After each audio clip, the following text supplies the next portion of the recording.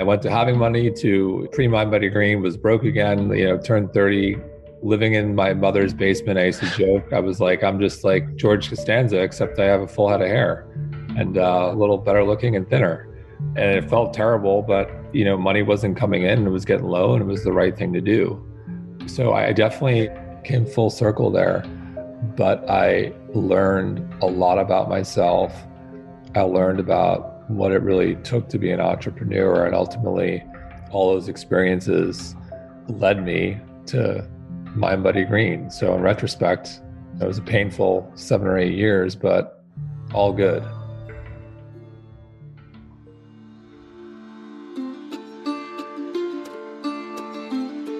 Hey there, it's Light Watkins, the host of At the End of the Tunnel.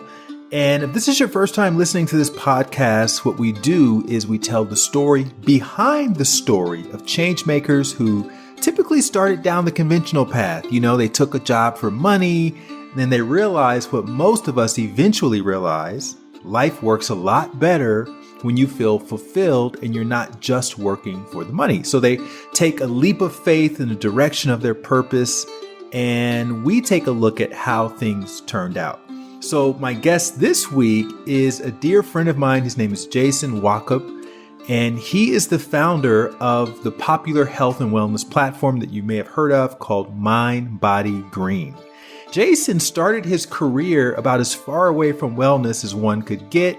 He worked as a trader, admittedly for the money, and he started making hundreds of thousands of dollars a year, but he wasn't fulfilled. And then he became an entrepreneur, and eventually he became a traveling salesman, and he was flying hundreds of thousands of miles a year.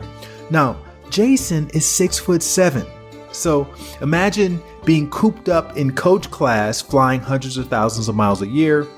And that, combined with an old basketball injury, ended up screwing up his back so badly that the pain became unbearable, and Jason had to go see a doctor.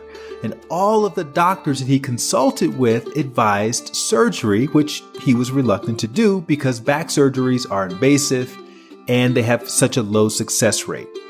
And then, almost as an afterthought, one of the doctors asked Jason if he had ever tried yoga, which he hadn't. So he gave it a shot, and to his surprise, he ended up going from literally not being able to walk to healing his back completely within 6 months and no surgery. So Jason started exploring other aspects of holistic living, particularly diet and stress management, and this inspired a new way of thinking about health. And at the time, this is 2009, there were no major platforms dedicated to the combination of yoga and mindfulness and nutrition. And Jason was convinced that that combination of all of those things was what people need to understand as a means of creating and maintaining sustainable health. So he did what any entrepreneur-minded person would do after saving his back and changing his lifestyle. He decided to create a platform in an effort to help other people find tools for improving their physical, mental, and spiritual health. And his platform became known as Mind, Body, and Green, which is now considered one of the OGs of the wellness community. So we talked about how all of that started off. It was just a blog, and he was working from his apartment. He was the only employee. He was writing one article a day. We talked about how he was being financially supported by his new wife, and eventually how Jason was able to grow Mind Body Green from just a few dozen site visits to over millions of site visits a month. His goal was to write about things like chakras and green juice in a way that made it accessible to the kinds of guys that he used to play basketball with in high school. And Mind Body Green eventually became known for its overall accessibility. And so I would say his mission was accomplished. And as you'll hear, Jason's journey was full of persistence, and he also had some lucky breaks, but there were a lot of failures and plot twists and the occasional blessing in disguise. And it was a fascinating conversation. So I'm excited for you to hear about Jason's backstory and the story of Mind Body Green. So let's get to the conversation with Mr. Jason Wachob. Jason, thanks so much for coming onto the podcast. I'm so honored to have you.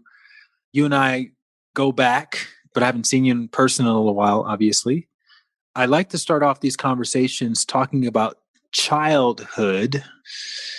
When you think back to young Jason growing up in Manhasset, Long Island, what was your favorite toy or activity?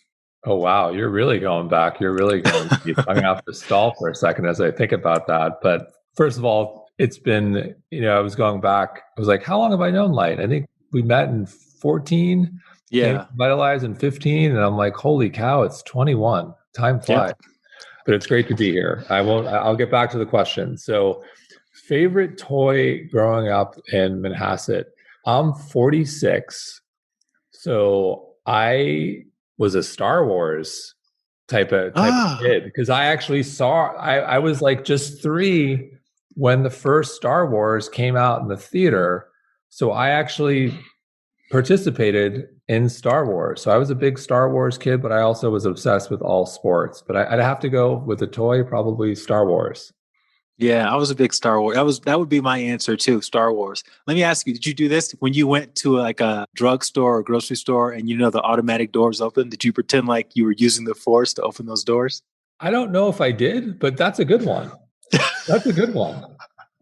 And lightsabers and play. Did you play with your friends? You have siblings? I did play with my friends. My parents got divorced when I was 3. I was raised as an only child. I lived on a block. It was a dead end block where I was the youngest amongst a group of much older boys. So looking back, I credit being bullied and getting my ass kicked playing sports at a very young age led me to ultimately being a successful athlete. So early on, like what I did a lot of was like play sports with much older kids who used to love just beating the crap out of me. You're talking neighborhood sports, not necessarily organized when you were a neighborhood, kid. yeah, neighborhood, like young, like street hockey, wiffle ball, soccer, like you name it, or just like throwing stuff, flag football, optional. Maybe we'll tackle you on concrete, sort of. Now you're 6'7", so when did you get your growth spurt? So I was born a very average sized baby, but basically grew 3 inches every year. My mother at one time had all my school photos up. So like nursery school all the way up, I was always the tallest kid and eventually stopped at 6'7", sometime like my senior year in high school. I'm like 6'7.25" I was always the tallest kid. I'm obviously black, right? So in the neighborhood, when you're a black, tall kid, you're expected to be good at basketball. I wasn't. So I was always the first one picked. And you could see the disappointment in people's faces after the first play when they saw that I couldn't really even dribble. What about you with your basketball experience? Did you have any kind of natural talent or were you like me? I was naturally tall, and you definitely have an advantage being tall. But I started playing, I think in 3rd grade, I started to play organizational basketball, and I was naturally coordinated and good, but I had to work on it, and it became a labor of love. And so it was a game I loved and I worked hard at. Your basketball work ethic, did that come from coaches? Was that were you self motivated and driven, or your dad, or who inspired that? Sure. So my father also played basketball in college and definitely helped fuel that passion. But as most kids, you like spending time where you have a little bit of applause. And I was good at all sports when I was young and I worked hard at it. And I think when you're good at something and people commend you, you feel good about yourself and you generally start to put in more time. And I think I'm naturally competitive. And so sports for me, just, I love sports. I love being active and I was good at it. And like anyone, I think everyone loves being commended and applauded at a young age. It just reinforces that positive feedback loop. What did you learn about yourself through sports at a young age? I think there are a lot of things with sports. I think one, the effort you put in, there's generally a correlation in the result you get. And then, depending on skill level and age, that's when I think the best separate themselves from, the good and the average and so forth, because natural inclination and skill level at a certain point max out for people, and for others, they don't. And then when you can marry that God-given ability with work ethic, you have like a Michael Jordan or a LeBron James or a Tiger Woods, where they have insane work ethic and insane God-given ability, and then you have a superstar. So I think that there is something to be said about working hard and getting results. Later age with basketball, we won a lot.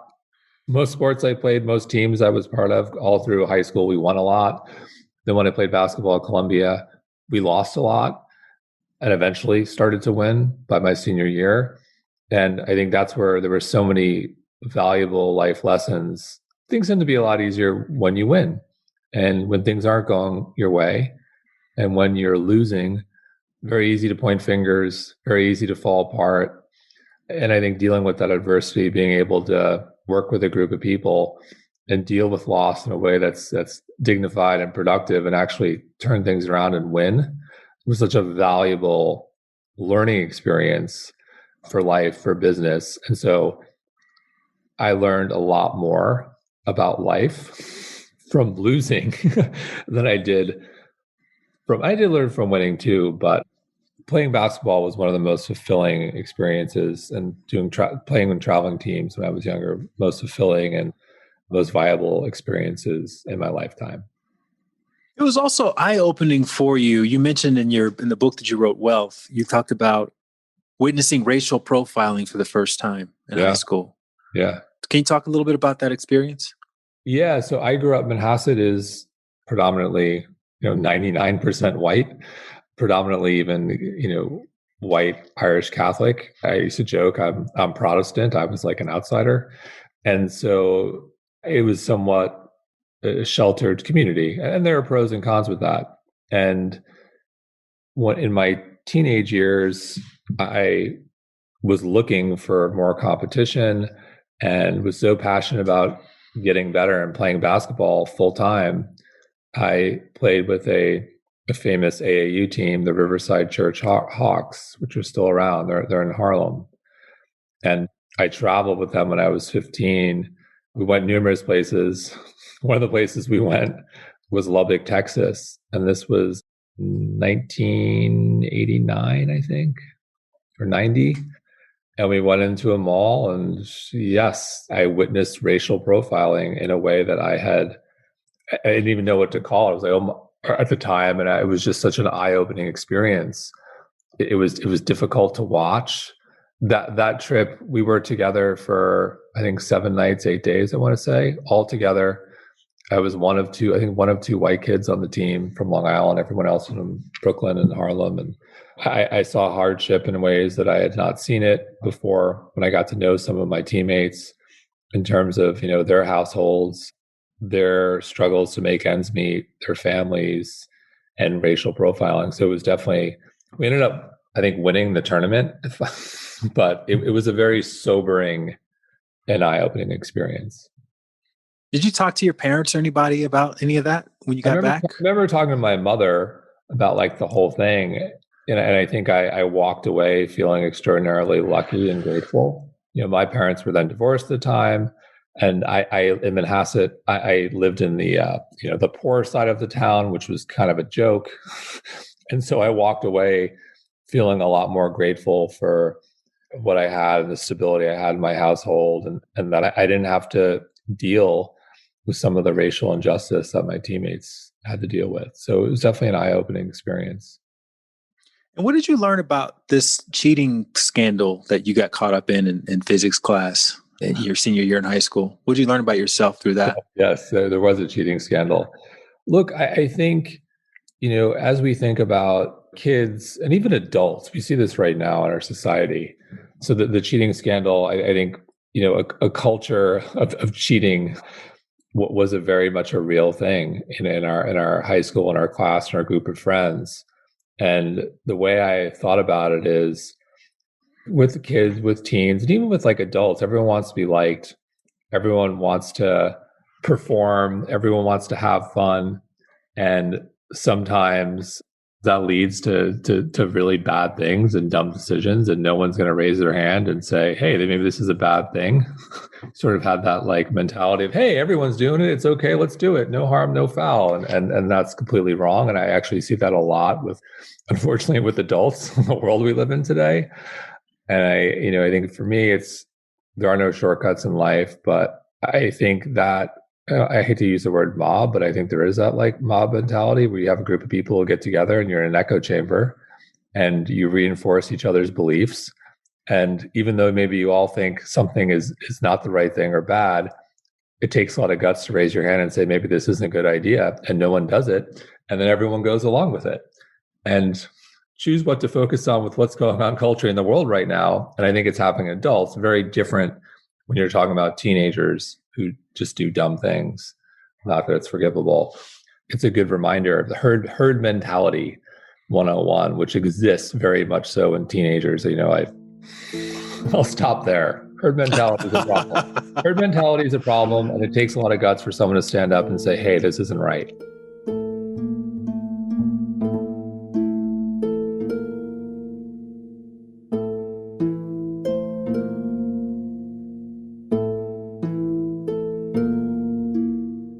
So that screwed up your chances to go to Dartmouth, which is where you initially wanted to go. One of the many things that contributed to that. But which ended up being a blessing in disguise. Being a blessing in disguise. I ended up having being forced, I didn't like it at the time, but do an extra year and go to a prep school in Northfield, Mount Hermon, which was a basketball powerhouse. And I really loved playing basketball there. And it was just such an incredible experience, multicultural experience. And it sort of renewed my love for basketball, my love for learning, love for culture, and so many things, and led me to Columbia, which was ultimately the best school for me, and led me to where I am today. At that point, what did you see yourself becoming when you got older? Back then, probably up until my mid-20s, I was definitely consumed with making money. I didn't come from wealth, and saw wealth as something that would make me happier, that would afford me all this opportunity to travel and do exciting things. And then when I got to Columbia, wealth was a vehicle to pay off the college debt because there are no scholarships at Ivy League schools. And so even though I had financial aid, I still walked away with debt. And so I saw it as a way to alleviate that college debt that I walked out with in 1998. You also had a string of part-time and side jobs and hospitality gigs. What did you learn from those experiences? I did everything. I was a busboy. I delivered beer. I waited tables. I worked at you name it, I did it. I think I developed such respect for people in the service industry, which I think is so, even today, so relevant today. We live in a world with COVID and that industry is struggling. It's tough to be in that industry as is, dealing with people all day. It is tough. And I think in this environment, when you're struggling to stay open, whether you're doing takeout or serving people outside, it's such an extra reminder to be kind. And I try to be overly generous when I can, when I tip. Especially now, it's like, how could you give someone like a bad Yelp rating or whatever it is today in this world? We're just trying to stay open, and just like a bad tip. It's just like these people are putting themselves out there. And it's I have such respect for people who bring us our food, whether it's sitting at a restaurant or drink or what have you, serve us sitting at a restaurant or working for Instacart or Amazon Prime or delivery or whatever it may be. And I think people listening probably get this, but really have been on the front line and have been giving us food. One of our basic human needs that I think is definitely front and center with COVID. So we need to think about those people, and I don't think enough attention. There are people trying to rally support around that. That industry has just been destroyed. Think about how we can support those people and bring that industry back, because it's, I'm a New Yorker. It's a vital part of New York. So it's very, near and dear to my heart. ultimately, you ended up, I guess, coming across this book of Liar's Poker. Yes. You got all the notes from the book. Yeah, we're going back. How did you come across that book? Do you remember? I don't remember. Liar's Poker, I think, was like a huge runaway bestseller. That's Michael Lewis, who Michael wrote Lewis. All and so forth. He's just a prolific, successful turn pager of an author. The book was essentially, it glorified bond trading. It was so well written.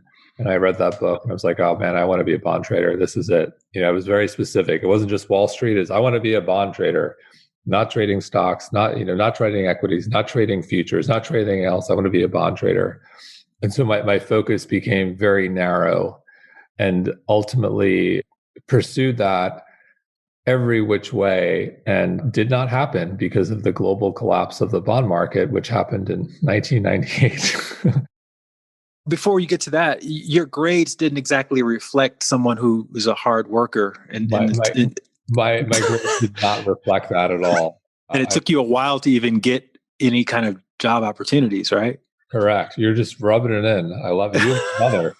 Correct. I graduated Columbia with a 2.03 GPA, which you needed a 2.0 to graduate. So I may go down in history as one of the lowest GPAs to ever graduate from Columbia on time in 4 years. On time. What was that about, though? Were you just slacking your way through, or what was going on? Slack. There wasn't slack. There was no literally slacking. Yeah. So I was so happy to get to Columbia. I made it there. I saw that as like, wow, I'm in a great Ivy League school. I don't have to work, I'll just forget about the work. My father had suddenly died from a heart attack in March of earlier that year. I started school in September. I think ultimately I was still dealing with that, and I was already drinking too much. Like one thing, the culture of Manhasset, like heavy drinking culture. There's a great book, the Pulitzer Prize winning book, The Tender Bar. He describes Manhasset as lacrosse, the Catholic Church, and essentially alcohol. And he pretty much nailed it. Was already drinking, partying way too much, and that just like picked up steam at Columbia. And I just had this like carefree attitude where life is short. I'll just get through this. I'll figure out a way to get through Columbia. I'm going to party and have a good time. And then I'll play basketball and I'll graduate somehow. And so that was my attitude. I'm going to have the best time of my life in college. You only do it once. And I delivered on that KPI. And then basketball was kind of an afterthought. But then as basketball winded down toward the end of my, ended up being my career, my senior year, I started to really focus on it because I realized that this was it and started to put more emphasis on basketball. So your dad died when he was around your age today. Yeah. How did that affect your understanding of long-term success being in college after your dad died? Because you had a pretty odd reaction to that. Like you didn't cry at the funeral. I guess you had closure in that relationship. Look, I think anyone grieving, all grieving is different. All loss is different. And there's no playbook. And in retrospect, I also talk about in the book, I lost my grandmother who lived with me and raised me with my mother. I was extraordinarily close with much later in life when I was like 36, 37. That was devastating. It took me, cried, just really devastating. And she died from cancer. Even though it happened relatively quickly, it was a couple months that were just torturous. One of my best friends from high school died at 27 from an overdose. That one really shook me in a way. And it was after my father. And I think they all felt different. With my father, there was such a shock.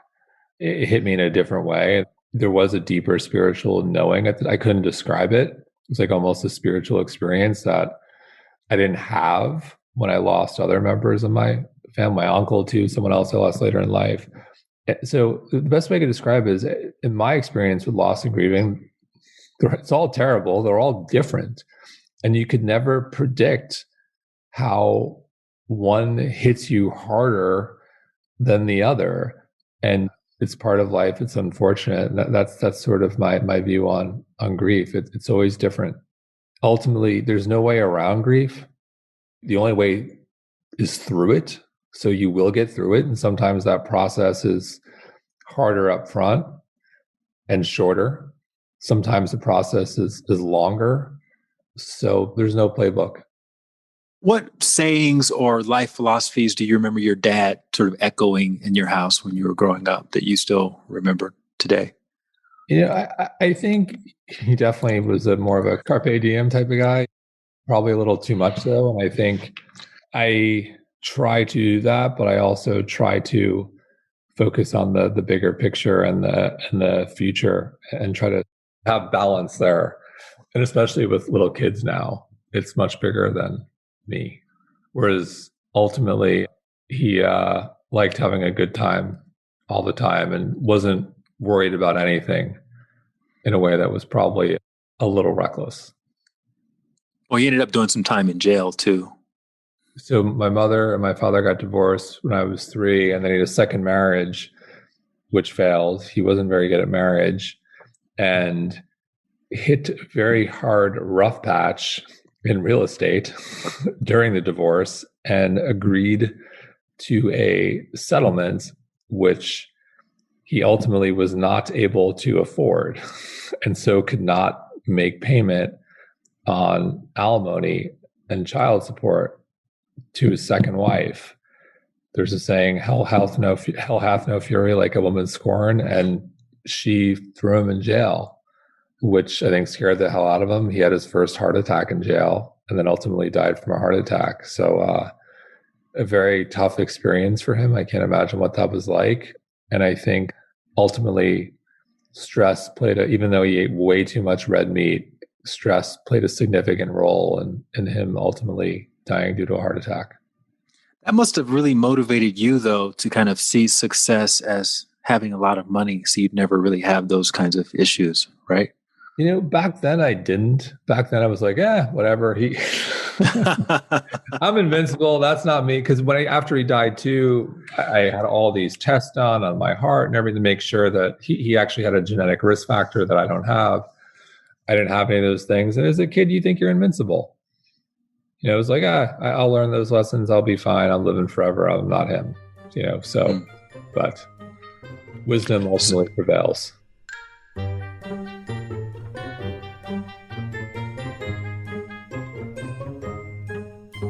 And you watched all your friends go off and make 6-figure salaries. You were bumming around trying to find a job, couldn't get one. And then ultimately, you landed a job at Heartland.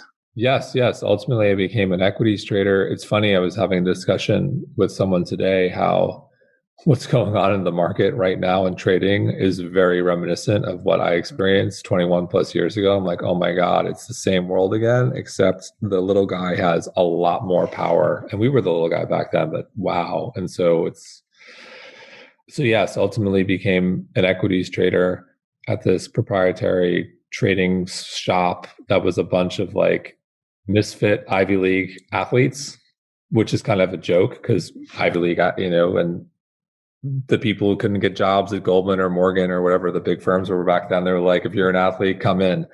Their whole pitch was, no suit, no ties, no coffee. You don't work for anyone. We'll pay you essentially minimum. Then you're on draw.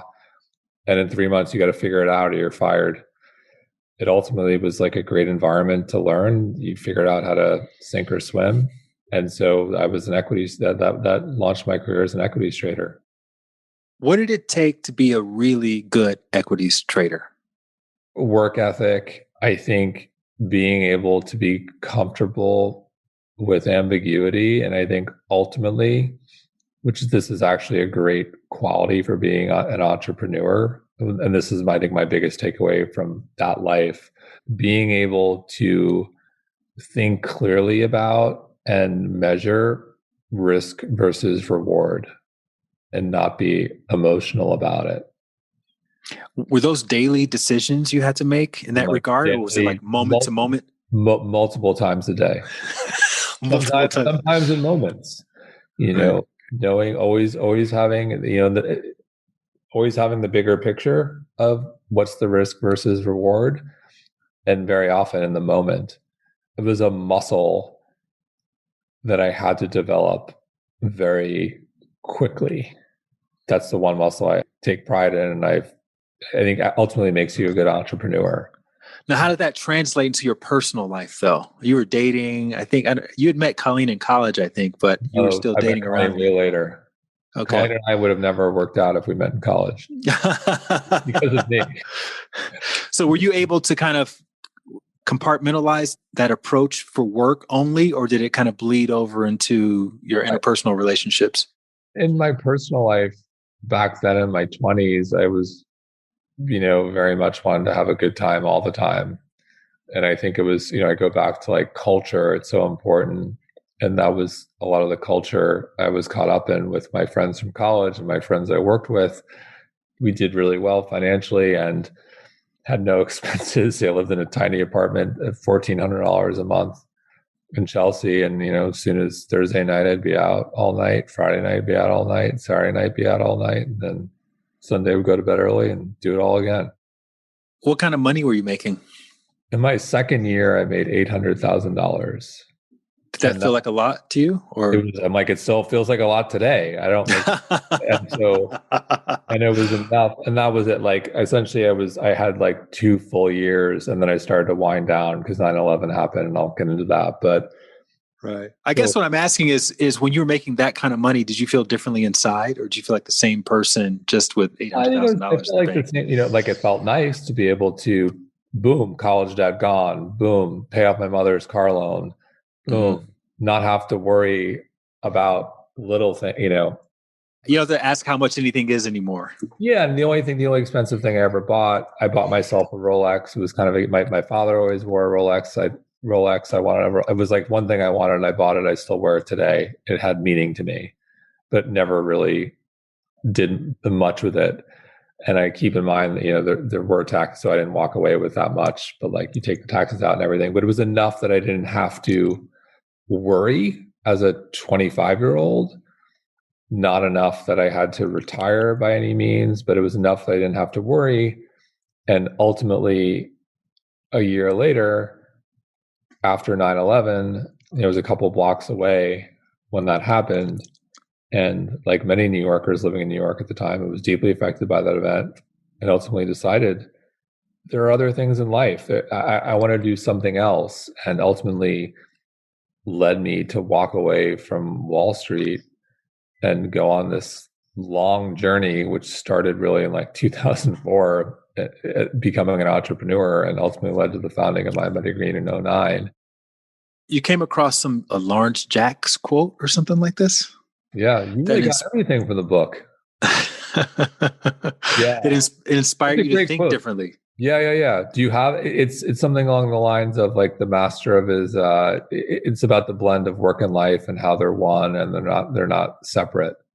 I'm butchering the quote, but do you remember where you saw the quote though? Were you in a bookstore? Because I know you went to Barnes and Nobles a lot. I did. I was searching. I think I was searching. I didn't know what I was looking for, and I think that a lesson for me, and maybe this is helpful for people listening. I think there are a lot of people out there who just know they want something else, but they don't know what. And I think that some people say, I need to wait for like the perfect moment, the perfect time, the perfect thing, and then I'm going to go all in. And sometimes that happens, but very often it doesn't. And I think the journey is about, it's okay to just search and poke and take that first step, if you will. That first step is often the hardest, and it can start with like just dedicating yourself to reading or connecting with people who inspire you, but you just have to do something and not be 100% certain of where that first step is necessarily going to lead to, but you got to take the first step. And for me, it was like I dove into books. I knew I wanted that quote where like life and work were one, where with Wall Street, it was like I worked hard and then boom, when I was out the door, it was out of sight, out of mind. And I just thought that there was a lot more. I wanted to do something that I was really all in on and very passionate about. And it was with me 24/7. I have that now, and there are downsides to that too. But that's what I was really looking for. I just didn't know how that would manifest itself for me. So you got to see what life was like with money, but you didn't have fulfillment. Correct. So how did you figure that was gonna? What was your what was your thinking? Like, okay, fulfillment comes from where? For me, I was thinking it was going to come through a career that had more meaning, purpose, and significance for me. That was a big one. The self. I think it would eventually come through a lasting, healthy relationship. And I wasn't so settled. I had a couple long-term relationships that didn't work out. So I wasn't like dying to get in another relationship. I was like, I need to figure out me. It's like figure out yourself before you can figure out someone else, or not figure out someone else, be a great partner to someone else. So for me, it was very much, I got to find my thing. I got to find a career that's going to deliver, that has meaning, that has purpose, and that has significance. And that was a long journey. It didn't really happen until Mind Body Green, which was years later. Right. You had been dabbling in some startups, Yeah, investing money, not knowing a lot about the industries, losing your shirt. 100%. I went to having money to, pre-Mind Body Green, was broke again, turned 30, living in my mother's basement. I used to joke. I was like, I'm just like George Costanza, except I have a full head of hair and a little better looking and thinner. And it felt terrible, but money wasn't coming in, it was getting low, and it was the right thing to do. So I definitely I came full circle there. So yeah, it was a journey. It was part of various startups. One did okay, but for the most part, they didn't do well.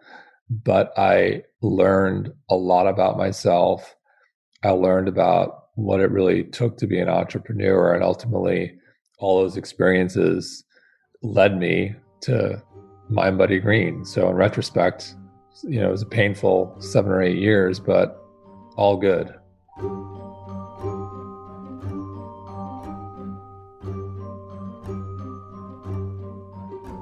Was Crummy Brothers, was that after moving in with your mom?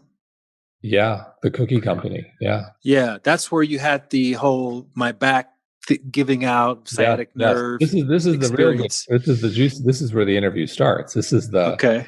So yeah, it was an organic chocolate chip cookie company. We were in every Whole Foods market at the time. So I've been, a side note, I've been to like 200 Whole Foods. The company was in a tough spot. This was in 2008. We had a huge price increase on ingredients, and it was very tough to raise capital.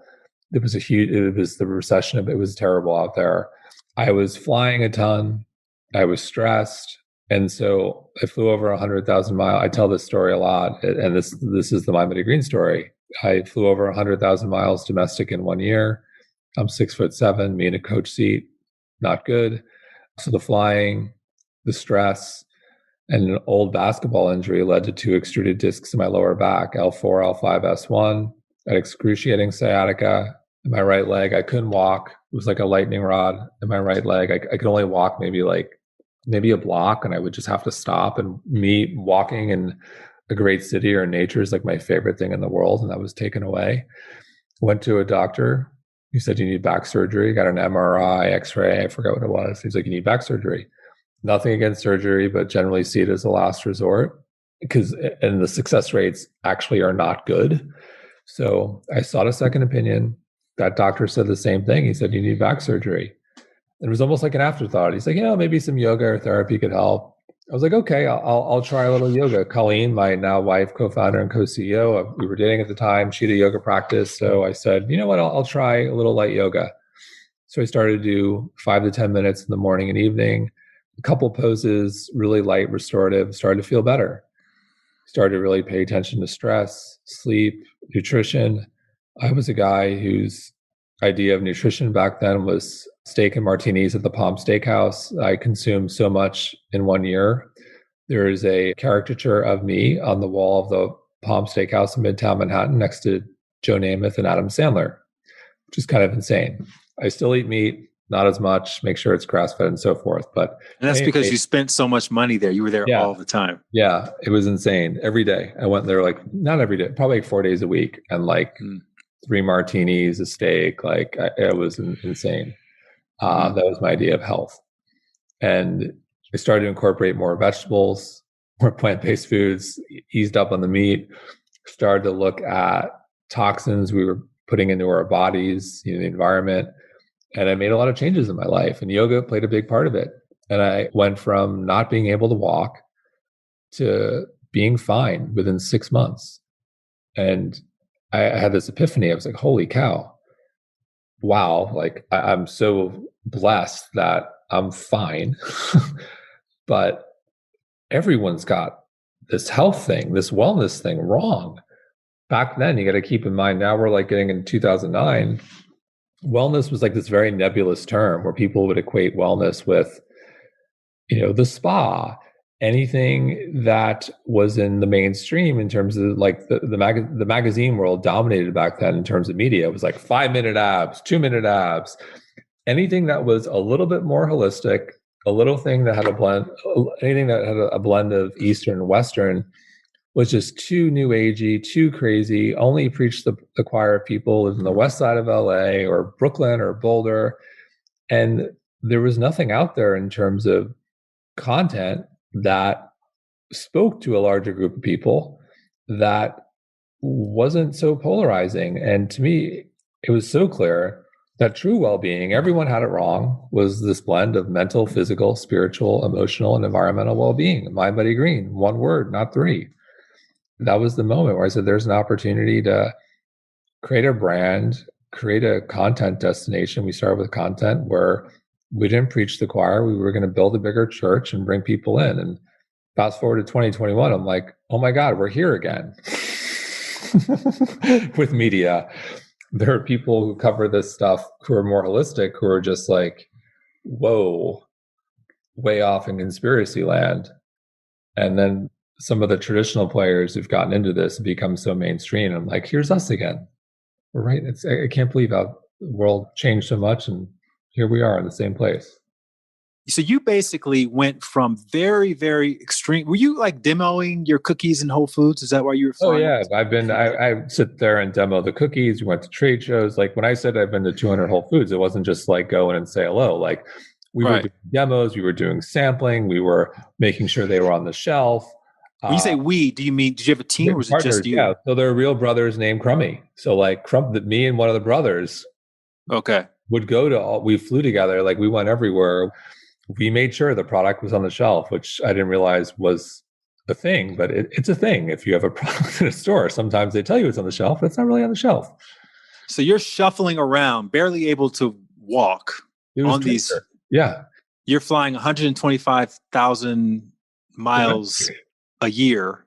Domestic. I always point out domestic. When you fly like Japan or China, you get all those miles at once. When you're flying from like New York to Chicago to like Knoxville, that's harder in miles. I was doing that hustle for a while too with American. I know you were American Premier member and all that. I was United. Oh, you were United. Okay. United. So but you were trying to work your way up to some 1K. Highest 1K, so you can get any basically carte blanche, whatever you need, business class, whatever. But you never. It's interesting because you mentioned something about how on paper it looks like, okay, this guy's on the road all the time. He's got his own company.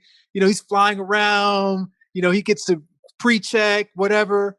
But you realize that wasn't really what you wanted your life to turn out. A great metaphor for life. Don't climb a ladder and then get close to the top and realize you're climbing the wrong ladder. You climbed the wrong thing. And I was like, I remember I was getting close. I was getting so close. And I'm like, wait, I hate this. What am I doing? I'm like, yeah, I love sitting in business class because I can actually like sit. It's not about the perks or anything. It's like I can sit comfortably. Right. That's huge. I love all that.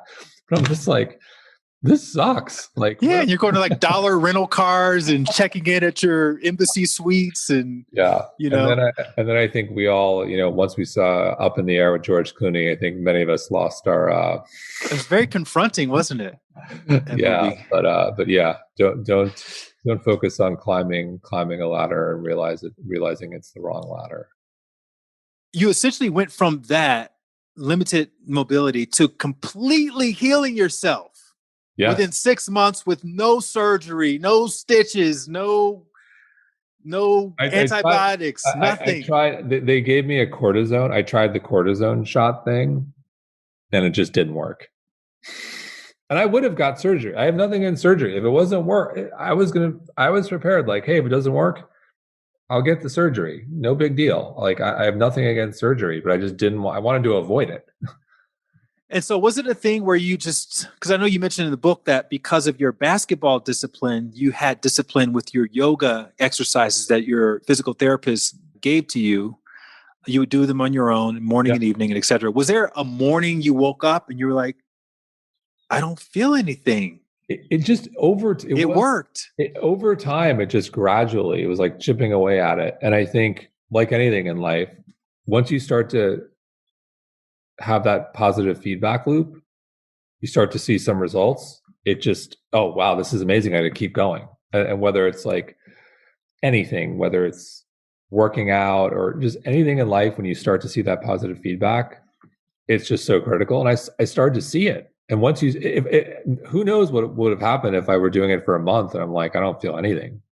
But I started to feel like the back move a little bit, the pain. So the big thing with sciatica is where the pain hits you. So the lower the pain in the leg, the worse it is. So like for me, it was running through the toes, the whole leg, lightning rod. It started to creep up. The pain started to go a little bit higher, a little bit higher. So like it was reeling back in. And so I was witnessing in real time, like, oh, wow, the pain's starting to reel back here. And eventually it's like getting to the butt. I'm like, oh, wow, I'm almost at, like, this is real. So and you had the creaky knees, you had the dislocated shoulder situation. Yeah, your body was a mess. Thanks, Light.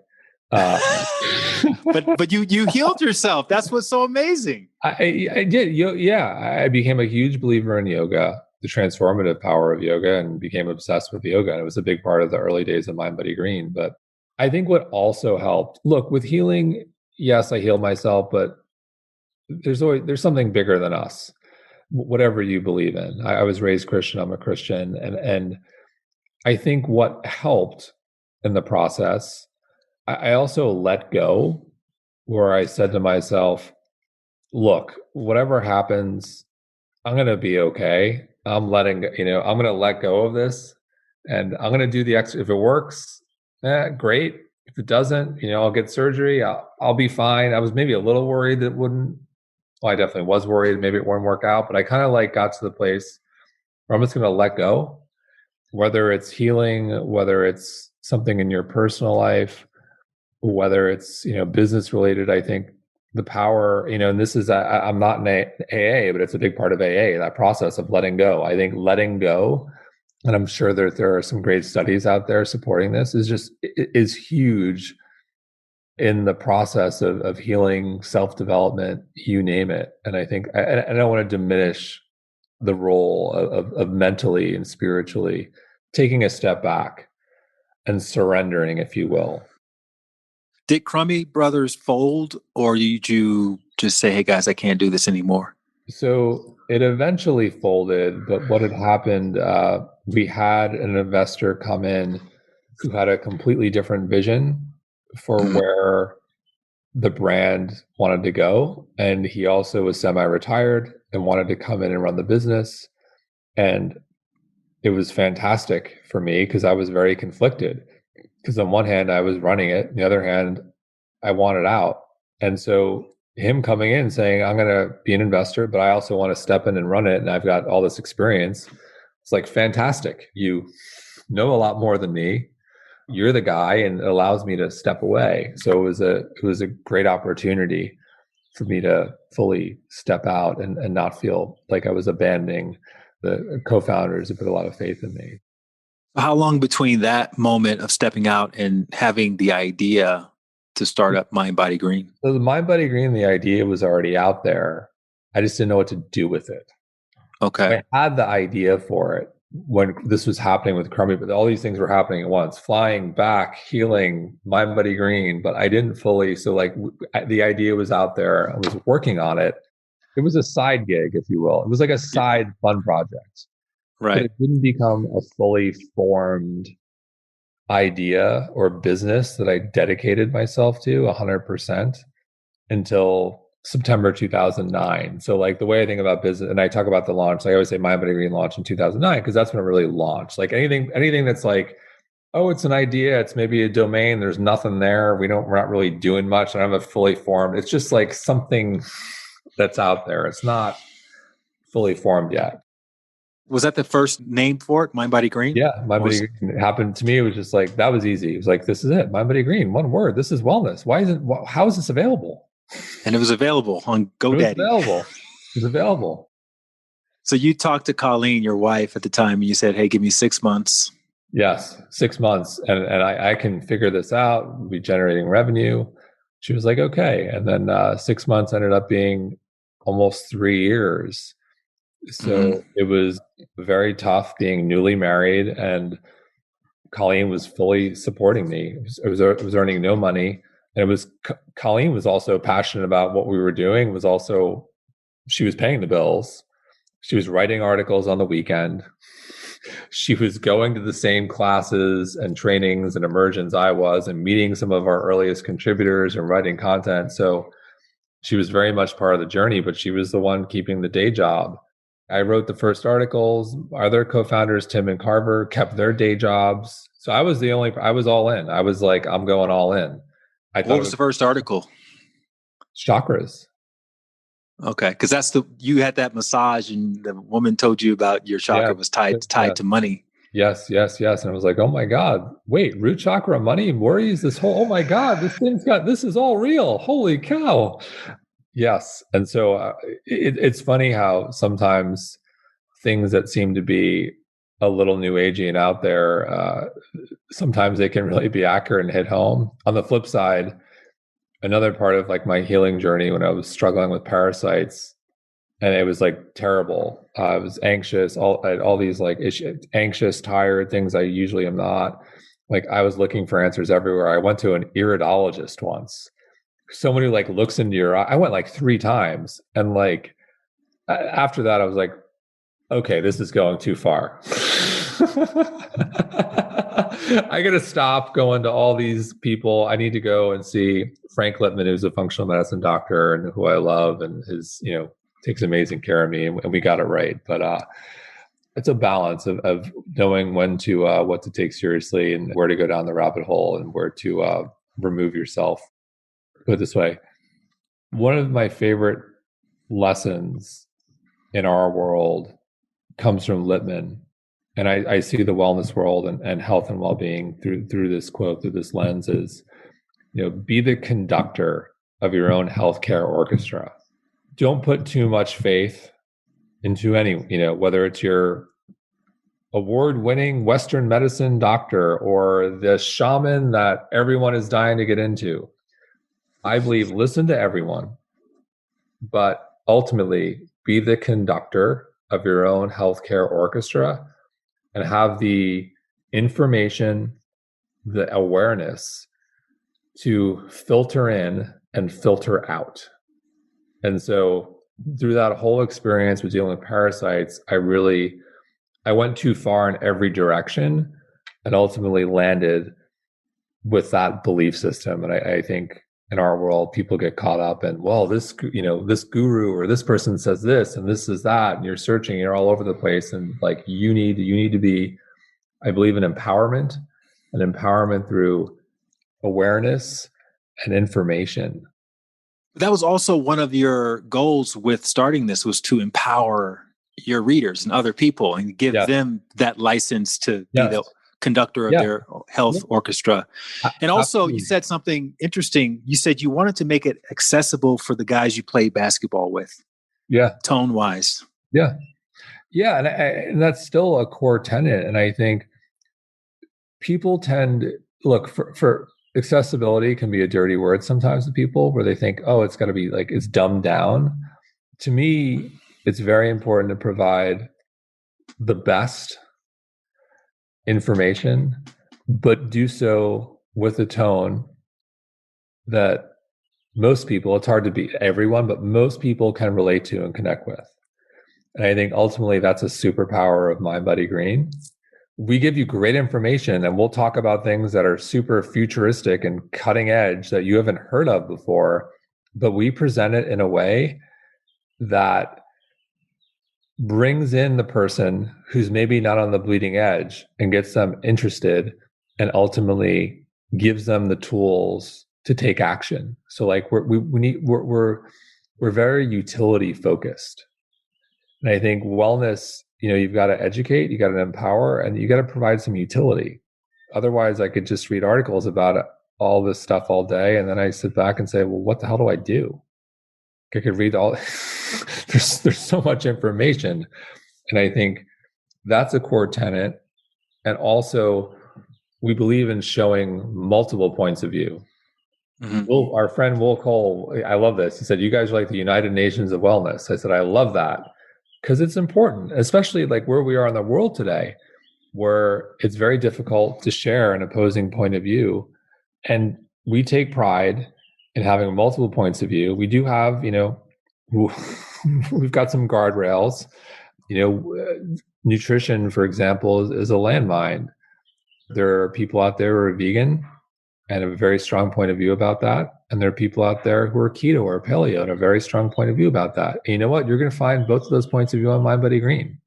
Because I go back to, we believe that you are the ultimate conductor of your healthcare orchestra. So we're going to present the best of everything in a responsible way and let you ultimately decide what's good for you. And in my experience, what's good for you changes over time. What worked for me in my 20s didn't work for me in my 30s, and now it's different again at 46. And so being aware and listening to your body, and one of my favorite tools for that is meditation. Lately, it's been breath work, yoga. Getting in tune ultimately helps you make better decisions.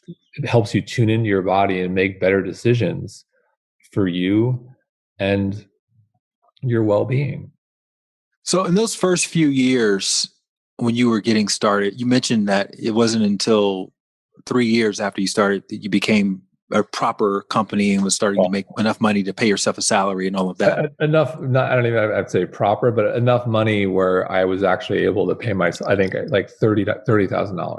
Yeah. Did you have a business plan or metrics to kind of see what you were posting, if it was going in the right direction, if you were climbing up the right tree?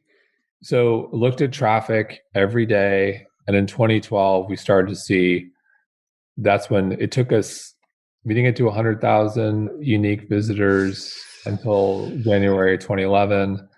And I think we did 550,000 in January 2012. And then by the end of 2012, we were like over 1 million. And then it was 2 million. Then ultimately like a high of 15. And I think now we're around 10. So yeah, traffic was the metric. And then traffic, just because you have traffic doesn't mean you have revenue. But like we saw traffic and we were able to monetize it, at least to pay me something, and then eventually raise a little bit of capital to bring on my co-founders and Colleen in 13. Would you say that the string of startup failures you had prepared you for being able to navigate this ship successfully? It helped. It definitely helped. There were a lot of learnings in there, but being an entrepreneur, it's a journey. I'm still on the journey. We still haven't figured out, we're in a much better place than we were 6 months ago or a year ago or 6 years ago. But, something else I've learned on this journey is, and this is also another good metaphor for life, early on I would find myself, if we just get to X or Y, then it's all going to be good. And your problems never go away. They just change. So that's something I stopped saying a couple of years ago. Like, if we just get to this in traffic or this in revenue, it'll all be good. It's like, yeah, it's like, look, we have goals and metrics and we pride ourselves on growth, but it doesn't mean it's all going to be rose petals on the other side of it, part of the journey. So yes, all those failures and startups, I learned a lot, and I took a lot of those lessons into this, but I'm still learning. Every day is a learning experience. I still make mistakes every day. You're multiple years in, you're a family man, you got a couple kids. How are you thinking about success these days? We're a long ways away from the equity trading. I just want to make as much money as possible days. At the highest level, health and happiness of our kids, we're very blessed. We have 2 healthy, happy little girls. Ellie is 4, Grace is 1.5 years. So like they're healthy and happy. And like as a parent, it's like if your kids are healthy and happy, it's like everything. And I feel for parents out there that, have kids. It's everything. So it starts with them. Like perspective definitely changed. They're good. The highest level, we're good. So like they're healthy and happy. Colleen and I are healthy and happy. Our family, everyone's healthy and happy. So it's like we're good. Work is good. Business is good. We still have growing pains. We're still growing, but like ultimately, I think 2020 was a hell of a year with COVID. One of my favorite things to do with My Muddy Green is our Revitalize event, which you've been to numerous years. We do it once a year. It's like all of our friends in wellness come together for this amazing retreat-like experience. For the first year, we didn't do that, and that sucked. I don't know when we're gonna do it again, but I don't know when. But at any rate, the world changed in a way where I think the world needs healing. We believe in healing. The world needs to get healthier with COVID. 88% of Americans are metabolically healthy. And we know that there are a disproportionate amount of African Americans, Mexican Americans, like whole BIPOC communities are disproportionately affected by COVID. And so there's a real need to get people healthy. And I think wellness, and a lot of it doesn't, what I love too about where we are is science has advanced in a way where we're coming back to, there are so many great things, practices that lead to better metabolic health that don't cost anything. So like James Nestor wrote the book on breath, like nasal breathing, amazing. Breathing through your nose, amazing for your immune system. And like doesn't cost, anyone can do it. So that's just one example. There's been so much science lately around less is more with regards to working out. Like you need 11 minutes a day. It's like anyone can do that. You don't need to do triathlons, to do anything. Like eating more like beans. Beans are really inexpensive. At any rate, like we're at a place where the world needs to get healthier. Wellness has become serious business, if you will. I think it used to be pre-21. Oh, still like I said, it's a nebulous term, but like it was a little bit nebulous and like a little bit knock on wellness is it's exclusive, it's expensive, it's not for everyone. I don't take it seriously. It's about crystals and, the west side of LA, and it's serious business now. And we're excited about that because I think there's an opportunity for us. And we know this, that there's part of our audience, not to mention what's going on like politically in this world.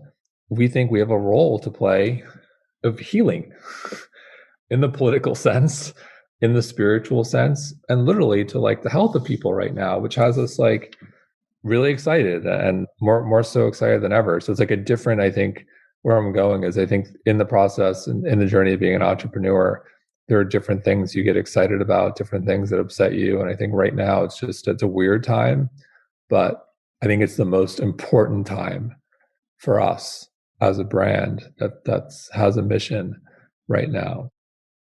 Last question here. You alluded to the fact that there were some downsides to working in a job where you're fulfilled or you have your fulfillment. Sure. What were you referring to? You don't stop. I'm passionate about what I do. I think with, Colleen and I are very fortunate in that we actually work extraordinarily well together. We complement each other. All spouses that does not happen. I've known a lot of spouses in wellness who work together and then, led to the demise of their relationship or their marriage. We actually work quite well together. But when you're so passionate about what you do, it's hard to turn it off. So I'm always thinking about work because to me, it's not work. Having kids helps. For them, it's like, they want to do their thing and you got to roll with it. And it definitely helps. It's more than a pleasant distraction. Kids are such a joy, but that's the challenge. So like, I don't believe in work-life balance as an entrepreneur. I'm not the first person to say this. I believe in work-life integration. I think work-life balance is not a real thing. Right. Yeah. Rich Roll and I talked a lot about that on our podcast interview. Yeah, but how there's no such thing. Yeah. And he's the same, like Rich is an all or not, like we're on the same page. Yeah. If you're out there really trying to help people, there's no balance happening in the world. Yeah. I have more balance than Rich when it comes to working out. Look, man, I want to wrap this back around to your childhood. you said Star Wars was your Oh, favorite wow. toy. And it's interesting because I feel like what you do now at My Body Green is, the thing that makes Star Wars compelling is like it's futuristic. You have people they're still dealing with very human things, and they're playing with these really interesting technologies, lightsabers and whatnot. But there's this force that is sort of like the hidden character, right? And it's like the intangible thing that can make the difference in whether or not someone succeeds or fails. And I feel like for you, you've introduced to the world the intangible idea of wellness, right? Now it's a thing, but back then it was this sort of like, do you see it? Do you not see it? Everything is connected, but is it really? We don't know. What is this thing? Chakras, whatever. And you kind of made that accessible for us in the same way that Star Wars made the idea of a force accessible to us. So I just want to acknowledge you. Very flattering. I'll take it. George Lucas, watch out. George Lucas, watch out. I want to acknowledge you, man, for showing up as many times as you had to show up and say yes. It's not easy. I can say as a 47-year-old man, an entrepreneur, that to go off and do your own thing as many times as you did, it's not for the faint at heart, put it that way. well, very much appreciated and well said. It is not. If you are, as I say, if you're considering being an entrepreneur, don't do it unless it's such a burning desire that it's killing you not to do it. If it's killing you not to do it, then go do it. If it's not, probably not the right thing. But what's interesting too is that even the things that didn't work out ended up playing a role in the thing that did work out. And I think that's an important takeaway as well from your story specifically, like the basketball and the cheating and all the failures, and even the back stuff. Like if you hadn't been traveling around that much, you probably wouldn't have been as desperate to find some sort of solution that ended up leading to My Body Green. And like, I don't know, like the reason why we created our supplements line, I started to get, because my father died of heart disease and I wanted to get more serious around that as I got older. And so I did a test with Lippmann and I found out I had this, I think everyone should get tested for homocysteine because I don't think most people know it. I had this marker, homocysteine. Homocysteine is essentially inflammation, and high homocysteine levels in the blood can lead to catastrophic blood clotting in the form of like a pulmonary embolism or a stroke or an aneurysm. Should be under 15. I was 63. Wow. And Lippmann put me on a supplement plan where I went from 63 to 12. And that's amazing. And I could have, it was that, I went from 63 to 23 in about 30 days and then eventually to 12 over 3 to 4 months. Wow. And it's one of those things, one, everyone should get tested because most people don't know to test for it. And it's a relatively reasonable test, but I'm lucky, like, holy cow, that could have killed me, but it ended up fueling like my obsession with supplements and launching our supplement line. That was like a 2-year process. But like, I go back to one, like I try to turn, if there's a painful experience that I've been through, if I could turn that into something good, I always try to.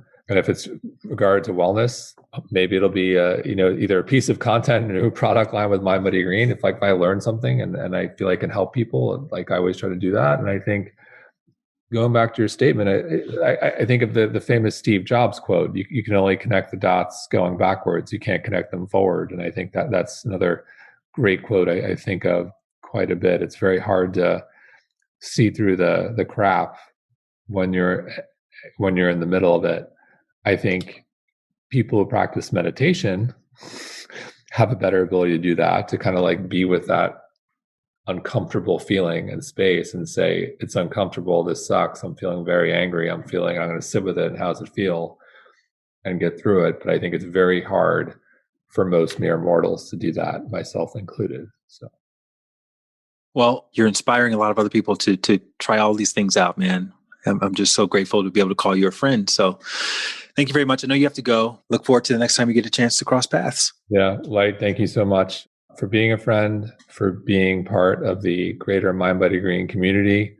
We love what you do. And hell, the world needs meditation right now in a big way. So guys, if you're on the fence with doing any sort of meditation with Light, get off the fence. This is the time. Well, I also feel like your book has a wonderful, I just read it a couple of days ago, and it has this wonderful timeless quality in it. You talk about pretty much everything across the board: meditation, diet, your yoga stuff, your healing your back pain. And, I think it's a great primer for anyone who's looking to make a change, who's been living a more conventional lifestyle, and you want to do something a little bit more holistic. So thanks so much for putting that out into the world. Thank you. Thank you. We'll see you soon, brother. Use the force. Thank you, Life. Be well. Thank you for listening to my interview with Jason Wachob. I've been a fan of Mind Body Green for years. I've written for them. The book that I was referencing in the interview was Jason's memoir called Wealth, which is cleverly spelled Wellth. And it was an excellent read, and it was very inspirational. So definitely pick up a copy of that. Jason also hosts the Mind Body Green podcast, so you want to check that out as well. If you haven't already left your rating and or review for At the End of the Tunnel, that is still the best way you can support this podcast and help other people find these inspirational stories. It literally only takes 10 seconds, and all you do is you glance down at your screen, you click where it says At the End of the Tunnel, which is in purple. If you don't see that, it's probably because you're listening to this on a different app. But if you see a link that says Listen on the Apple Podcast app, click that link and you'll see the purple At the End of the Tunnel. And then scroll down past all the previous episodes to where it says ratings and reviews. And all you got to do is tap the star on the far right and you've left a 5-star rating. And if you have a little extra time, just write a few lines saying what you like about the podcast. It really does help a lot. I thank you in advance for taking those 10 seconds or 1 minute or whatever it takes to do that. You are a legend in my eyes. And to get the show notes and a transcript of my interview with Jason, you can go to lightwatkins.com/tunnel. While you're there, don't forget to sign up for my daily dose of inspiration email, which is a short and sweet daily motivational message that I've been sending out every morning for years now. My next book is based on those daily doses. It's called Knowing Where to Look, 108 Daily Doses of Inspiration. It is available for pre-order. It comes out in May. And so if you're already on lightwatkins.com, you can go to the link for the book to find the purchase links for pre-ordering Knowing Where to Look. Thanks again for listening, guys, and for sharing this episode with your friends and your followers. I will see you back here next week, same time, same place, with another amazing story from the end of the tunnel. And in the meantime, keep trusting your intuition, keep following your heart, keep taking those leaps of faith. And I'm sending you lots of peace and love. Have a blessed day.